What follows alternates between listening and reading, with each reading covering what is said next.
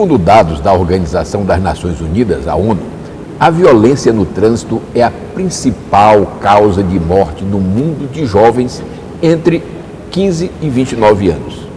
Em 1999, como resultado desses acidentes, foram estimados pela Organização Mundial de Saúde 1.170.000 mortos. É como se a cada ano uma cidade do Porto de São Luís desaparecesse do mapa. Diante desses dados, a Organização Mundial de Saúde e, por conseguinte, a Organização das Nações Unidas passaram a considerar os acidentes de trânsito como uma questão de saúde pública. Em 19 e 20 de novembro de 2009, foi realizada em Moscou a primeira Conferência Mundial Ministerial sobre Segurança Viária, que reuniu representantes dos países membros da ONU, os quais recomendaram a criação de uma campanha mundial pela redução dos acidentes de trânsito. Assim, a Assembleia Geral da ONU proclamou o período de 2011 a 2020 como uma década de ações para a segurança no trânsito. O Mesa Redonda está no ar.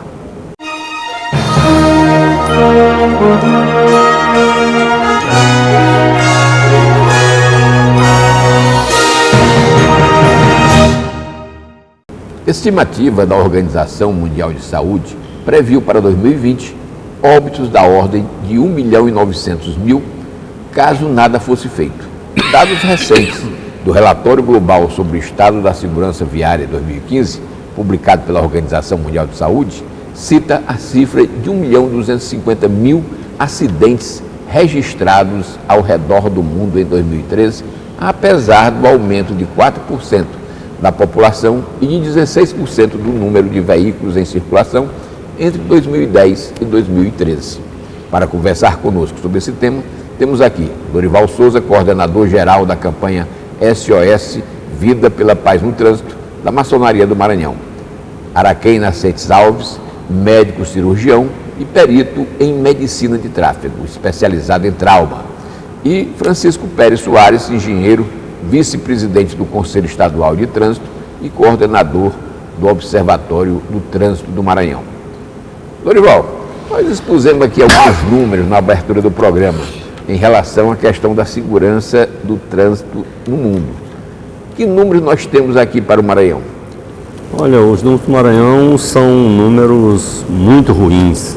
Em 2014, de acordo com o Ministério da Saúde, 1.771 pessoas morreram vítimas de trânsito no Maranhão, dos quais em torno de 47% foram motociclistas, quase 900 pessoas foram motociclistas, enquanto que esse percentual em nível de Brasil gira em torno de 35% dos mortos no trânsito são motociclistas, mas no Maranhão isso chega a quase 50%, o que mostra que a violência no trânsito é uma epidemia, mas quando nós segmentamos essa questão para os motociclistas, a situação fica pior. E em relação ao número de hospitalizados, nós temos alguma...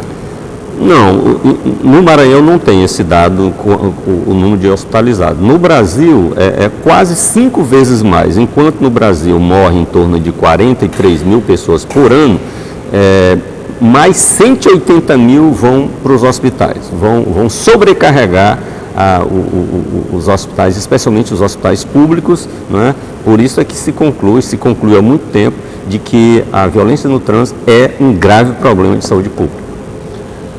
Doutor Araquém, o que é que o senhor nota em relação aí dentro das salas de cirurgia, da clínica médica e tal, o que é que nota em relação a essa questão dos acidentados no trânsito, especialmente de motos? Olha só, os dados que a gente recebe, coleta, eles não são muito precisos porque depende de várias fontes, mas no geral eles têm o mesmo percentual. O que a gente nota? O que a gente tem?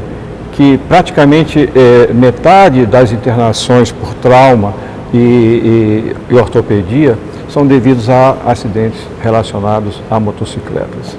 Então é um número muito elevado, é uma grande quantidade de pessoas.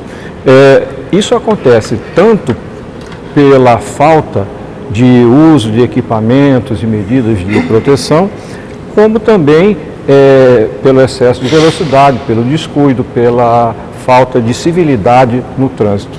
Ou seja, você tem uma parte educacional e a outra parte imaterial, porque hoje em dia você só realmente precisa do capacete, né, em termos de moto, mas você também tem que fazer um pensamento maior. Não é só educar o motociclista, tem que também educar o resto dos motoristas. Agora, uma coisa a gente tem que reconhecer, o número de motos cresceu exponencialmente. Então, um comportamento que era aleatório passou a ser globalizado. Então, realmente você vê muita coisa sendo feita no trânsito de uma maneira completamente fora dos padrões. O motociclista, às vezes, ele quer ser um pedestre, outras vezes ele quer ser uma pessoa que está numa bicicleta, outras vezes ele... Então, é difícil. No interior é pior, porque ele quer usar a motocicleta como se fosse um cavalo. Então, ele não tem habilitação, ele não tem documento desse veículo, mais de 60% não tem. E aí, o que acontece? Ele quer fazer com a moto o que ele faz com o cavalo. Vai estar chegado, vai beber, vai andar nos grotões. E o que acontece? É daí onde vem o maior número de acidentados graves. A gente tem esse dado que nas regiões norte e nordeste, você tem 40% das lesões graves por falta de equipamento e de comportamento adequado. No sul, menos, no sul-sudeste, menos, dá 10% menos. Então, também tem um lado que a gente precisa olhar com cuidado: educação. Educação e o acompanhamento dessa educação, porque se você só educa, veja bem, hoje em dia, qual é o jovem que não sabe o uso do anticoncepcional? Qual é o jovem que não sabe o uso do preservativo para evitar AIDS? Todos sabem. Mas o que eles fazem a esse respeito? Então, você tem que realmente motivar essas pessoas. Deixa eu passar para os outros. Muito bem. Figão, explica aqui para o nosso telespectador de que é que trata o Observatório do Trânsito. Bom, vou dar um bom dia aí aos telespectadores do Mesa Redonda e agradecer mais uma oportunidade de estar aqui tratando com especialistas, né, de assunto tão caro para o planeta, para o Brasil e para o Maranhão. O observatório, como você bem disse, Luiz, é uma questão, hoje, ele vê essa questão sobre o aspecto da saúde pública, né? Nós estamos ligados à Fundação Diogo Soares e desenvolvemos esse trabalho dentro dessas diretrizes que foram propostas pela Assembleia Geral da ONU, como você falou na apresentação, não é? Que declarou essa década como uma década de defesa, de ações para a defesa na vida, né? No trânsito. E o observatório ele foi criado com diversos parceiros, né, com diversos especialistas, no sentido de tentar criar uma inteligência no entendimento dessa situação. E principalmente tentar corrigir um defeito crônico nosso aqui, que é a falta de estatísticas seguras. Porque uma coisa é você trabalhar com o número qualitativamente. Nós temos números na cabeça que servem para a gente ter uma dimensão qualitativa do que está acontecendo. Mas a abordagem científica, essa nós carecemos de dados precisos. Por quê? Porque cada instituto que apresenta o número, ele o faz de acordo com a sua visão, né? De acordo com a sua metodologia, e aquilo ali não reflete o pensamento do todo. Eu vou dar um exemplo. O Detran recentemente divulgou, para minha surpresa, que no Maranhão um número de mortes em torno de 800. Nós sabemos, né, Lorival, que esse número é o dobro. Mas por que isso? O Detran está falseando? Não, porque as estatísticas levantadas não consideram morte no trânsito aquela vítima que morre depois de 3, 4, 5, 10 dias. Ele não entra na estatística. Então, na estatística do trânsito que o Detran divulgou, é se ele morrer ali no local. Então é claro que isso não tem um valor heurístico para quem tenta estudar o trânsito de uma forma científica. E o observatório, ele tem essa finalidade. Ele está provocando, ele está tentando estimular o parlamento, o poder executivo, né, o judiciário, e nós temos todos esses membros hoje reunidos nós temos juízes, nós temos deputados, nós temos membros de governo reunidos no observatório, para que a gente possa fazer uma discussão real, mesmo que seja dolorida. Porque o que dói mais na consciência do servidor público é ele ter que reconhecer que ele está impotente diante de um combate que está vencendo a guerra. E que as ações que a gente vê, por exemplo, são pequenas porque elas não partem dos órgãos que têm orçamento público. Por exemplo, o SOS Vida, que faz um trabalho incansável com recurso privado. O Observatório do Trânsito faz com recurso dos seus membros. Não é? Então, é muito difícil a gente partir para uma guerra dessa, e é uma guerra, porque os números de mortes aí, talvez, em toda a história do Brasil, tirando o período aí da escravidão, a gente não tenha tantas mortes ocorrendo por uma mesma questão social que a morte no trânsito. Então nós estamos perdendo essa guerra. O Observatório ele tenta, com esforço, com a energia de seus membros, né, ampliar esse nível de discussão para que a gente possa ter, no Maranhão, um órgão específico que possa funcionar com orçamento público para, a cada acidente que ocorra, ele ir no local, detectar o motivo do acidente, se foi erro do condutor, se foi erro de infraestrutura, se foi falta, enfim, o que provocou aquele acidente. E não só ficar no diagnóstico, entrar com plano de ação para corrigir. Bom, o carro bateu porque derrapou numa curva e há um erro geométrico na curva. Ou um animal na pista. Por que tem animal na pista? Cadê o DENIT? Então esse órgão, ele teria essa função precípua de dar uma satisfação pública, como tem na aviação.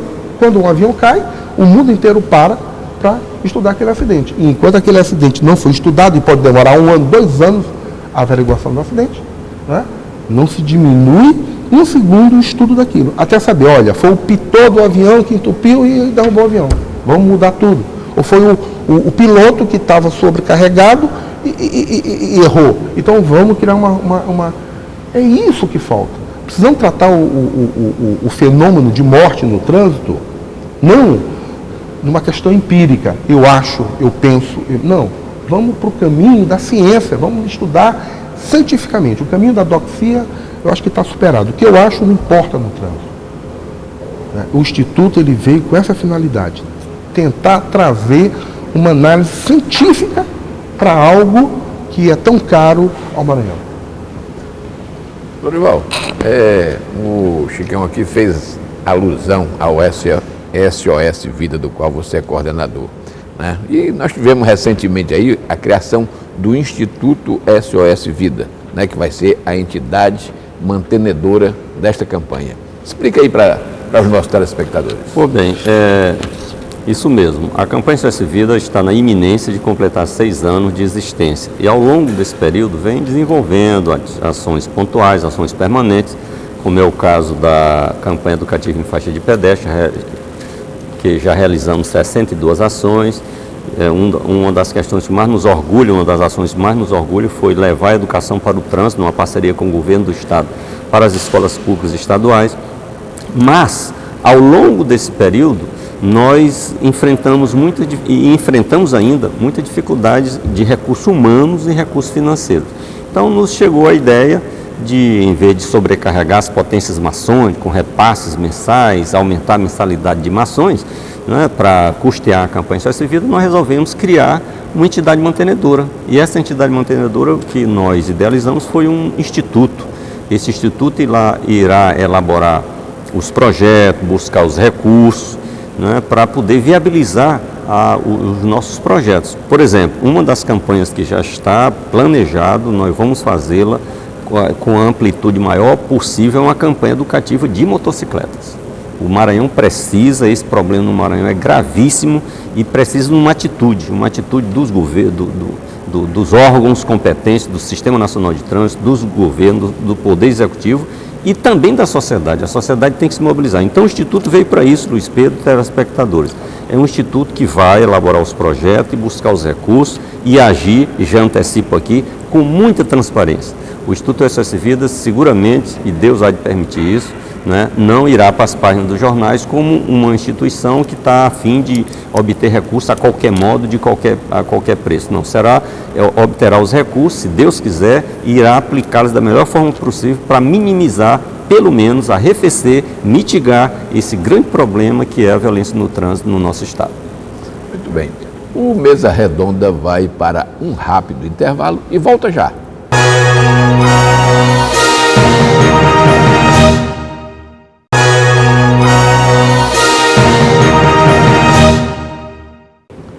A frota de motos já ultrapassou a de carros no Maranhão. Dados do Departamento Nacional de Trânsito, DENATRAN, relativos a dezembro do ano passado, revelam que de um total de 1,5 milhão de veículos, 923 mil eram motocicletas ou motonetas, representando quase 60% do contingente. No programa, contamos com a presença dos seguintes debatedores: Lorival Souza, coordenador-geral da campanha SOS Vida pela Paz no Trânsito, da Maçonaria no Maranhão; Araquém Nascentes Alves, médico cirurgião e perito em medicina de tráfego; e Francisco Pérez Soares, engenheiro eletricista, vice-presidente do Conselho Estadual de Trânsito e coordenador do Observatório de Trânsito do Maranhão. Bom, você estava querendo aí pegar uma deixa aqui do nosso amigo Lorival. Diga aí. É verdade. Essa questão da motocicleta, ela é uma questão hoje crucial para o gerenciamento do trânsito no Maranhão. É uma questão tão grave, telespectador, que o Maranhão hoje ocupa, e tem muita gente que fica zangada comigo quando eu digo isso, né? O Maranhão ocupa hoje o primeiro lugar no ranking brasileiro por mortes oriundas do acidente com motos no trânsito. Quase 12 mortes por grupo de 100 mil. Então, a grande questão é, o que se está fazendo para combater esses números? Gerar estatística positiva não atende. Precisamos de ação efetiva. Precisamos que haja um movimento coordenado para a gente debelar essa coisa que é assustadora na minha visão. Né? Hoje eu vou dar números para o entendimento, para a narrativa que eu vou fazer. Não levem exatamente esses números. Mas você imagina hoje o Maranhão com uma frota de 1,5 milhão de veículos, aonde mais da metade são veículos sobre 2 rodas. Onde o usuário, o motociclista, ele dirige essa moto 80% das vezes de chinelo ou descalço. Ele não usa uma bota, ele não usa uma caneleira, ele não usa uma joelheira, ele não usa uma cotoveleira, ele não usa um protetor de tórax, um protetor de costa. A airbag aqui no Maranhão, nem pensar. E tem airbag de moto a um preço módico. Capacete, os senhores confiram na rua. Aqui no Maranhão o capacete virou tipo uma coroa. O cara levanta o capacete e fica uma coroazinha. E quando ele baixa o capacete, ele levanta a viseira. Por quê? Porque é um capacete de péssima qualidade, não lida com a transpiração. Essa transpiração vai na viseira, embaça, ele tem que levantar. Capacete de péssima qualidade, que quando cai no chão racha, ele vai ali na esquina, faz um remendo de fibra. É um capacete que não poderia voltar a ser usado. Então, tudo isso, aliado, né, a falta de habilitação, que a maioria das pessoas que dirigem motocicleta no Maranhão não são habilitadas, grande parte são dos municípios, é aquele cidadão que, com um poderzinho aquisitivo maior, ele largou o jumento, ele largou o cavalo e comprou a moto. E com a moto na mão, ele não fica só no campo, ele vem para o asfalto também. É um movimento natural, ele vai desbravando o asfalto. E chega na cidade sem estar sequer habilitado. Isso gera um outro efeito colateral. Esses animais abandonados no interior infestam as nossas rodovias federais e estaduais, provocando uma nova leva de acidentes no trânsito, que são os acidentes por choque de animais na estrada. O que resulta desses números espantosos aí? O Observatório tem procurado, dentro das possibilidades, entender um pouco essa dinâmica. De quase 800 mortos todos os anos, a gente tem, na verdade, um conjunto aí que gera, em termos de acidentes não fatais, né, mas com lesões irreversíveis aí, sequelas irreversíveis, mais de quase em torno de 20 mil acidentes todos os anos. Então, esses 20 mil acidentes, em tese, vão gerar 20 mil atendimentos no sistema de saúde e impactar o sistema previdenciário. De modo geral, no Maranhão, nós trabalhamos com o número de 1.600 mortos por ano, aí juntando motos e veículos 4 rodas. Isso gera um impacto previdenciário na ordem aí de 400 milhões por ano. Isso gera um impacto em DPVAT, por indenização de morte e invalidez, em torno de 160 milhões por ano. E no sistema de saúde, aquele cara que chega, pode ser que até que ele morra ali no atendimento, mas ele vai mobilizar, ele vai em torno de 1 bilhão. Então nós estamos falando de 1 bilhão e 600 milhões que o Estado precisa gastar por ano, não importa aí se a verba é federal ou estadual, mas é aqui no Estado, ou municipal, aqui no Estado, essa verba dá em torno de 1 bilhão e 600 milhões por ano, só para lidar com acidentes de estradas. E se o Estado mudasse a postura, pegasse uma parte desse dinheiro que é perdido e evitasse gastar, penalizando o sistema previdenciário médico, e fizesse prevenção?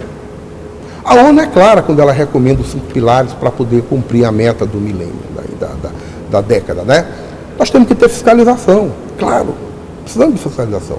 Nós precisamos ter segurança veicular. Nós precisamos ter infraestrutura. Precisamos ter educação no trânsito. E precisamos ter sistema de saúde apropriado para tratar essas coisas. Se a gente for hoje em qualquer hospital que tenha UTI, nós vamos ver que pelo menos de cada 3 leitos, 2 vai estar sendo ocupado por uma pessoa com multitraumatismo oriundo de um acidente de trânsito e, na maioria das vezes, de moto. Então, esses são os números estarrecedores que demandam uma resposta responsável do gestor público.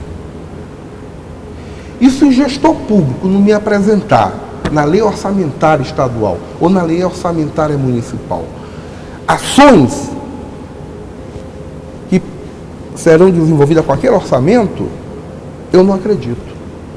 Vai virar só discurso. Eu preciso ver no orçamento o compromisso do poder público em resolver esses problemas. Agora a questão é possível resolver? É. E como eu tenho tanta certeza? Porque o poder público não tem feito nada significativo. Nada. Precisamos começar. As ações que a gente vê no Estado são ações educativas do Comitê Vida no Trânsito, do SOS Vida, do Observatório do Trânsito, mas ela só aborda um dos pilares que a ONU recomenda, que é a educação. Quem está investindo em infraestrutura? Quem está investindo em segurança veicular? Quem está investindo em aparelhamento da saúde para atender melhor essas coisas? Quem está investindo na educação? Né?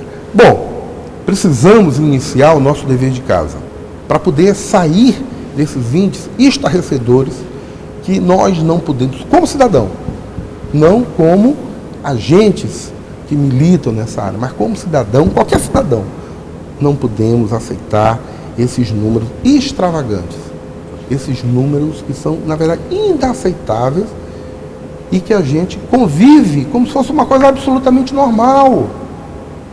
Morre alguém, a gente vai, chora no velório, no outro dia enterra e pão, parece que acabou.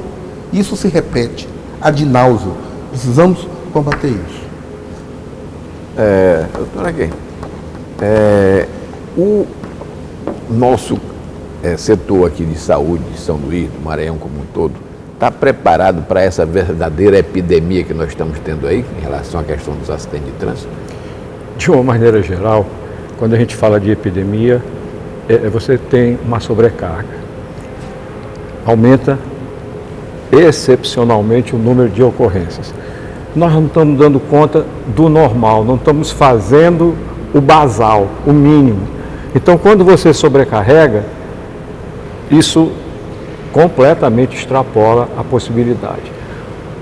O Socorrão atende São Luís, era para ser São Luís, mas ele atende também todo o interior que fica recebendo doentes na empurroterapia, nas ambulâncias, porque o pessoal do interior compra uma ambulância, não mexe com mais nada e joga tudo para cá. Então fica paciente nos corredores, pacientes em macas, paciente em cadeira, e essa grita que ninguém fica satisfeito, né? Por outro lado, você começa a fazer a conta de chegar. Se você vai ter que jogar dinheiro para comprar fixador externo, porque fixador externo é aqueles que parecem televisão, né? Para braço, para perna, se você vai ter que comprar material ortopédico que é oneroso, é caro, você acaba tendo que tirar de outras partes, porque o orçamento ele é estanque. Você não pode, eu vou tirar da educação, vou tirar do judiciário. Não, você vai ter que trabalhar com o que você tem. Então, na casa que falta pão, todo mundo grita e ninguém tem razão. Então, realmente nós não estamos conseguindo nem fazer o dever de casa diário. Imagina, olha o que está acontecendo no Brasil como um todo, essa crise que se formou a respeito da febre amarela. Você vê filas imensas só para tomar vacina, não chegou nem a necessitar de atendimento. Não é verdade? Nem chegou a isso. Mas já criou aquele conceito de manada, aquele negócio que explode e vem aquele estouro. Mas aqui é real. Por quê? Nós estamos aumentando o número de motos. Estou falando agora na cidade, tá certo? Porque não temos um sistema de transporte público confiável. Não tem um sistema de veículo leve sobre trilhos. Quer dizer, o cidadão não tem outra opção. O que ele faz? Compra a moto, porque a moto é barata. Mas ele também não tem dinheiro, então ele não compra um capacete bom, ele não compra equipamento bom, ele não vai se precaver, não bota uma bota, um colete, uma calça e fica de chinelo, havaiana e calção e camiseta, porque aqui é quente. O que acontece? Quando ele cai, ele deixa o couro dele todinho no asfalto. Aí você abriu porta para fazer uma infecção de pele, uma septicemia, que acaba levando ele mais fácil do que o acidente. Então, você apontar uma coisa não é possível. É multifatorial. Infelizmente, onera a todos, né? A mãe que está com uma criança com uma pneumonia, que vai para o Socorrão e não encontra local porque já está ocupado. Fazer o quê? A pessoa chegou toda quebrada, fratura exposta. Aí você tem que aceitar. Ele não vai para regulação, não vai para nada. Tem prioridade absoluta. Exato. Então é difícil, né? Isso. Nós falamos aqui que nessa faixa dos 15 aos 29 anos, os acidentes de trânsito são os que mais vitimam, que mais matam, né? Todas as outras causas, né? O que é que o senhor aconselharia a essa juventude, a essas pessoas nessa faixa que estão mais assim propensos a sofrer esse tipo de acidente? Qual seria o conselho que o senhor daria? Olha só, o jovem não é só acidente, é tudo mais, ele está mais exposto. Por quê? Ele, em primeiro lugar, ele se acha imortal. né? Todo jovem acha que vai viver para sempre. Então, ele não tem esse medo, essa forma de se autopreservar. Por outro lado, também os hormônios estão efervescendo e ele quer buscar os limites, né? Que é a adrenalina. Ele quer uma satisfação. Às vezes a vida dele não está boa por um lado e ele tenta compensar por outro. O que a gente pode falar para ele? Falar que tem mais no futuro e tem melhor. E que ele pode vivenciar o hoje e o amanhã, porque o hoje se acaba, né? E uma coisa que a gente nota também é que a família não está tão estruturada como estava em outras épocas, capaz de gerir esse conflito de interesses. Todo adolescente, ele é rebelde, né? Ninguém me ama, ninguém me quer. Mas a família não é só o jovem, é a família. Esse organismo como um todo deve olhar para os seus membros para poder conseguir uma resposta que funcione, não só no trânsito, mas na educação, nas escolas. A pessoa que visa o prazer imediato é uma pessoa que está fadada a ter um futuro muito, muito triste. Se você não se focar no teu estudo, na tua preparação para amanhã, quando amanhã chega, você não está pronto e não vai ficar. Muito bem. O Mesa Redonda vai para um rápido intervalo e volta com o último bloco de discussões.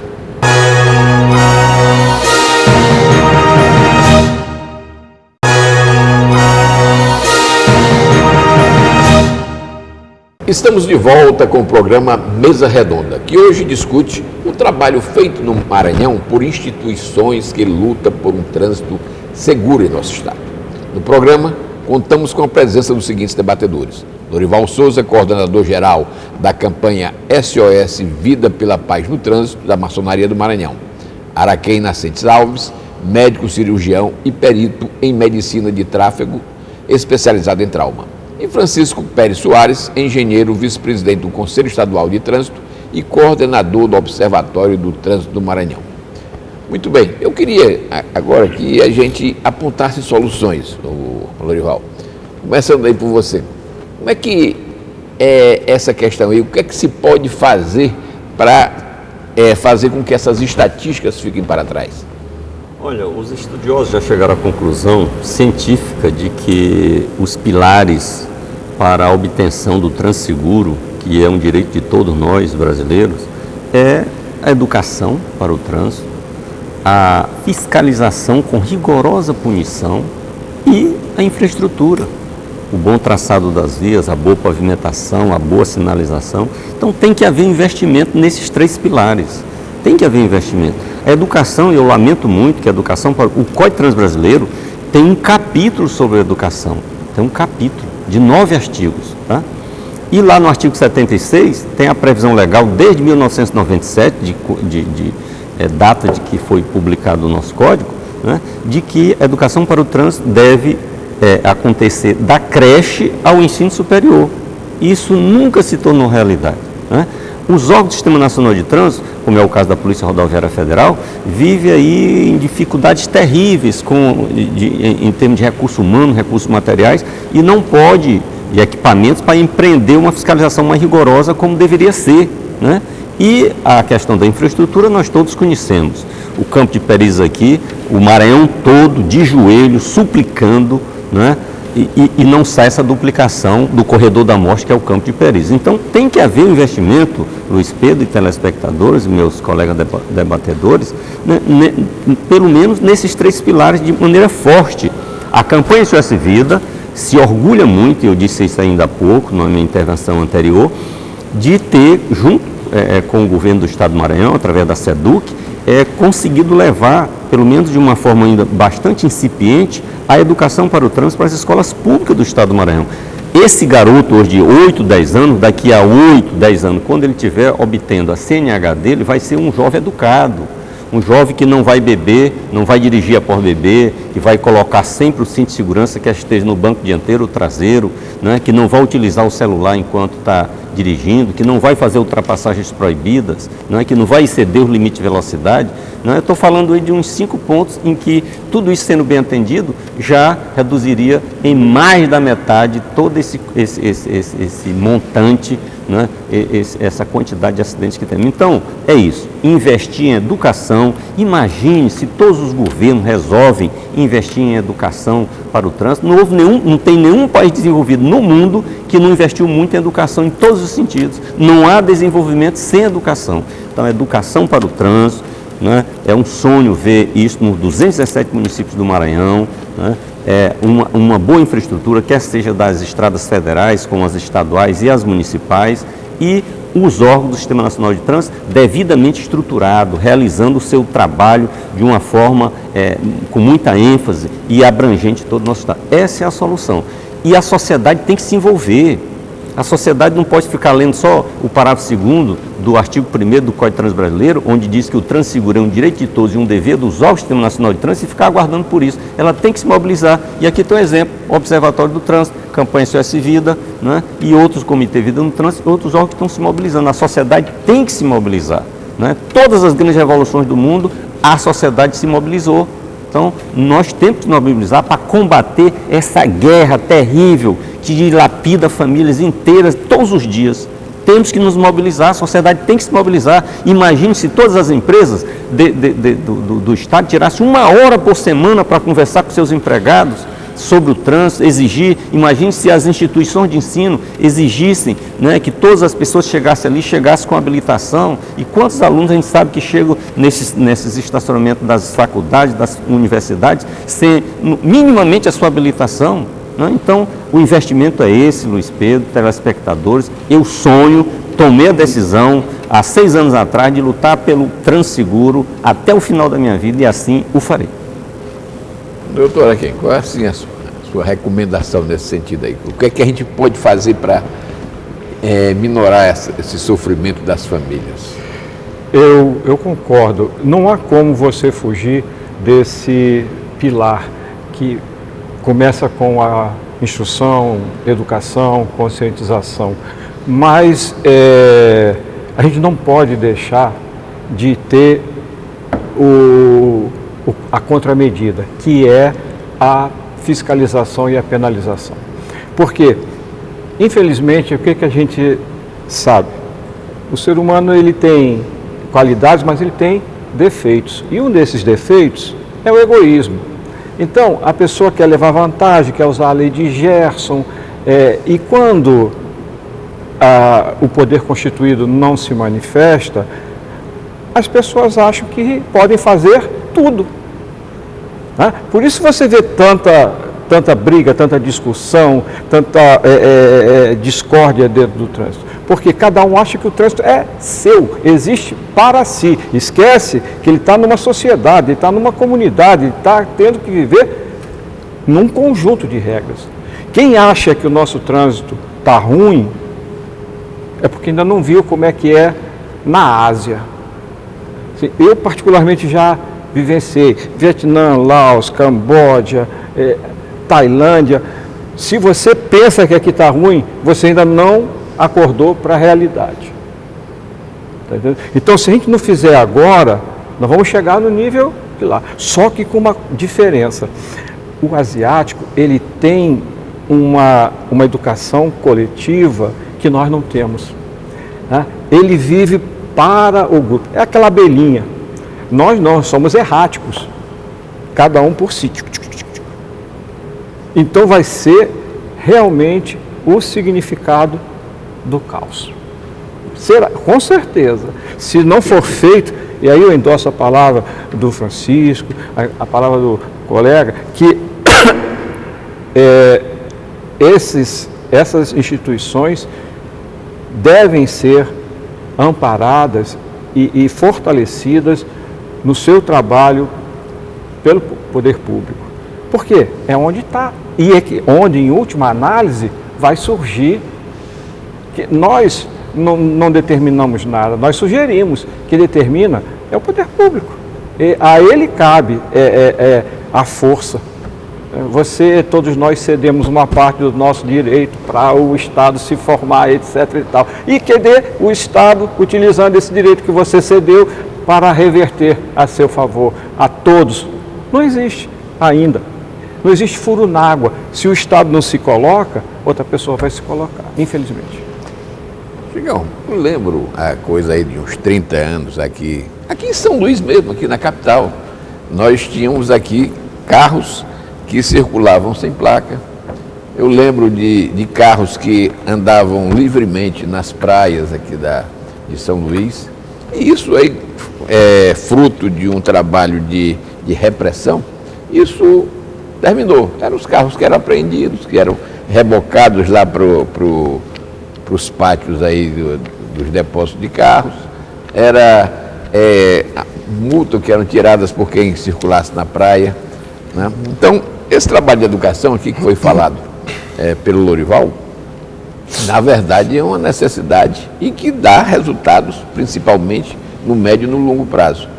E como é que se faz essa questão dessa fiscalização, né, para que possa começar a modificar essa realidade?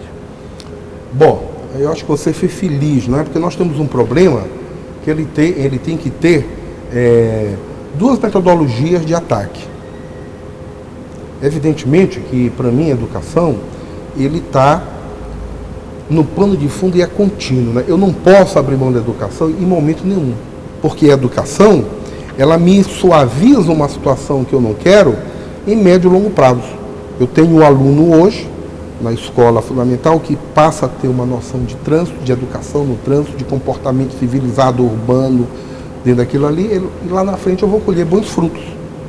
Mas eu preciso ter uma ação imediata, repressiva e punitiva para o hoje, para tirar da rua aquele cidadão que não percebe que dirigir um veículo é tão perigoso como portar uma arma. E talvez aí as duas coisas precisam do porte. Na direção tem que ter uma carteira e para a arma eu tenho que ter um porte para usar essa arma, né? O carro em mãos erradas é uma arma letal, não é?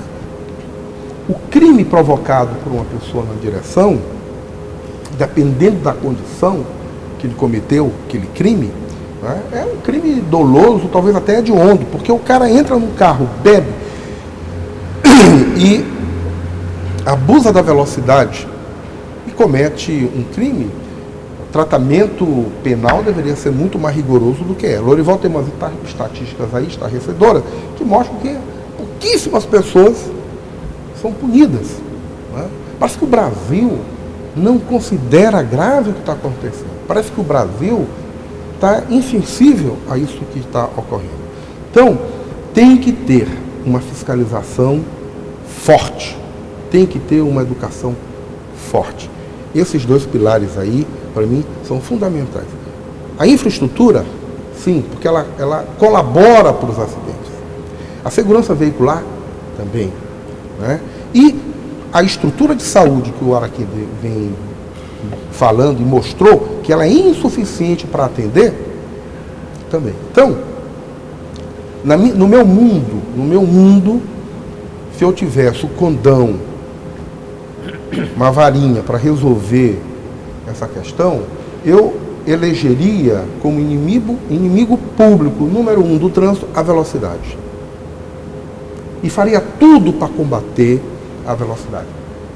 De uma forma a punir quem excede a velocidade e uma forma a estimular que ele faça uma adesão voluntária a um programa de controle de velocidade que hoje, graças a Deus, a tecnologia nos permite fazer isso com um custo muito baixo. Hoje é possível que, se o poder público quisesse controlar a velocidade de cada veículo, faria. E eu faria uma adesão voluntária. Gostaria muito que meu veículo fosse monitorado 24 horas por dia, até porque era mais seguro para o meu veículo saber se fosse roubado, né? E que tivesse lá um medidor dizendo: Chicão, tu ultrapassou a velocidade daquela via naquela hora por tantos minutos. E porque você ultrapassou, você vai ser penalizado. Muito bem. Queria fazer aqui, aproveitar, Luiz, fazer um apelo ao governador Flávio Dino. Queria fazer um apelo ao prefeito Edivaldo Holanda. E queria fazer um apelo também a todos os outros 216 prefeitos aqui de São Luís que tratassem o trânsito como prioridade zero. Porque se os senhores colocarem na ponta do lápis tudo que se gasta para tentar salvar uma vida que já foi praticamente perdida, se não foi a família ali, tá, né? Se você usasse cada real para prevenir, você ia poupar ali talvez 20, 30 reais na ponta. Então, é importante que o Estado, é importante que as prefeituras encarem isso como um problema grave, que precisa ser combatido agora, já.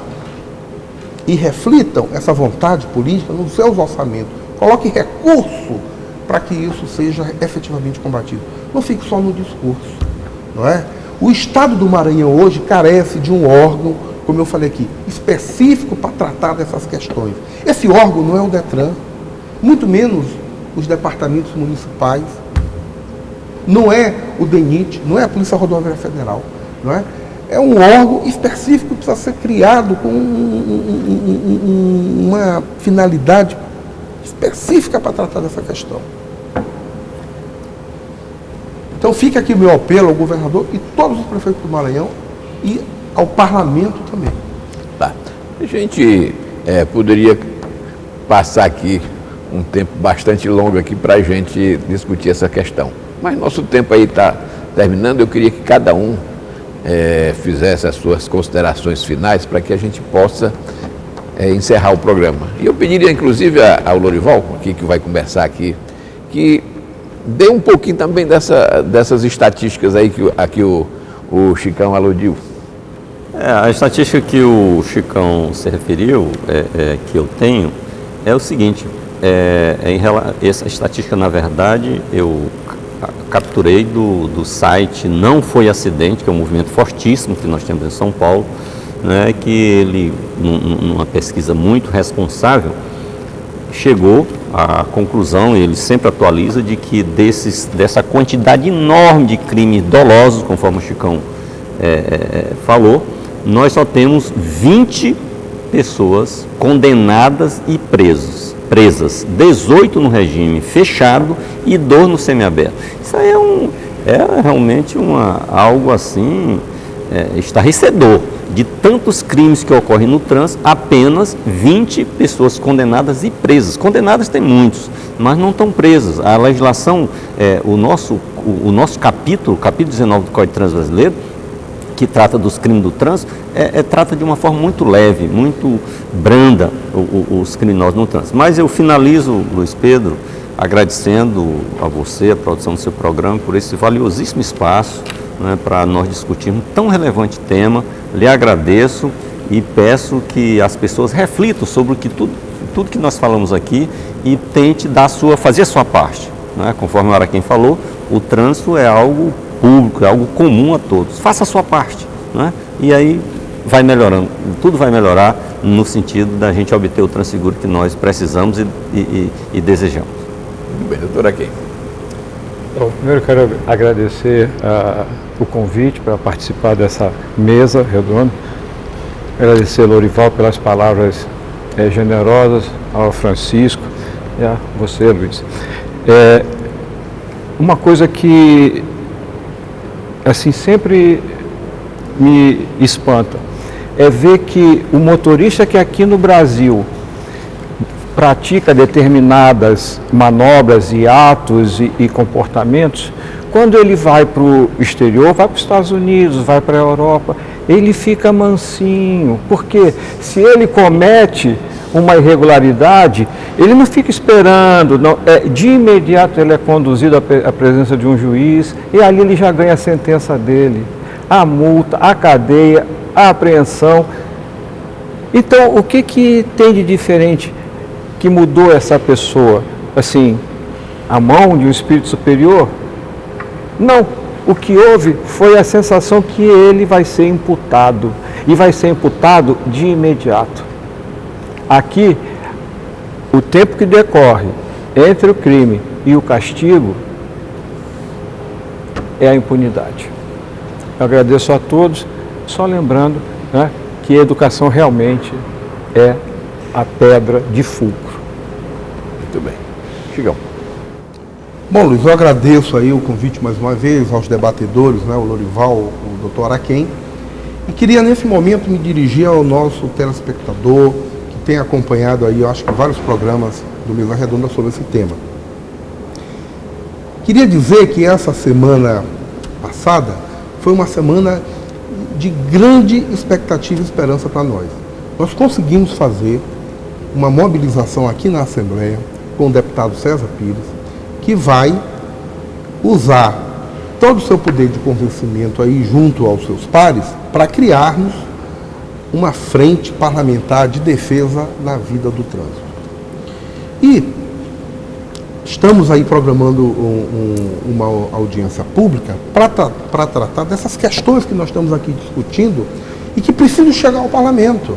É importante que o deputado entenda o tamanho desse problema, para que possa, na tribuna da Assembleia, essa questão ser debatida diariamente. Não é? Então eu queria finalizar aqui minha participação agradecendo aí ao empenho do deputado César Pires, que conseguiu ter essa visão de enxergar um problema onde a maioria acha que é só uma ironia do destino, enfim.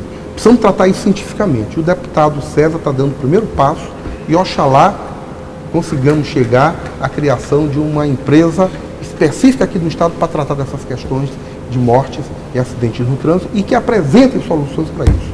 Muito obrigado aí pela oportunidade de participar de mais um debate aqui com os senhores. Muito bem.